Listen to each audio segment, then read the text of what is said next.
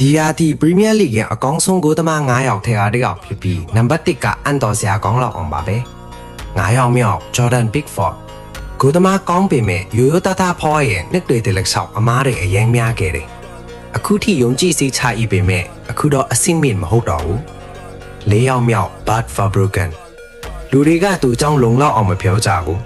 တီငိမ့်တယ်ယုံကြည်မှုရှိတယ်နာမည်ကြီးဂိုးသမားတွေထက်တောင်ပိုကောင်းနေပြီ3ယောက်မြောက် Dean Henderson ဒီလူက Crystal Palace ကိုအပတ်တိုင်းကယ်တင်နေတယ်သူမရှိရင်သူတို့ဒုက္ခရောက်တော့မယ်စမသွားခင်တပတ် tab လို့ share လို့ follow လို့ပါဒီဟာဒီမှာဘသူက Premier League ဖလားကိုကိန်းမြောက်မယ်လို့ထင်လဲ comment မှာရေးပေးခဲ့ပါအောင်ဒီဆိုင်ရင်မှာဘသူကိုခြံထားခဲ့တာလဲ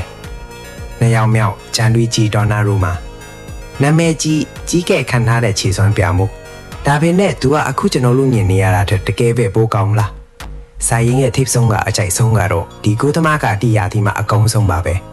ဘေးကိုမရှိတီးငိမ်မှုဖြန့်ဖြူမှုအပြည့်အစုံဆုံးကိုသမားနာမည်ကို comment မှာခန့်မှန်းကြည့်ပါ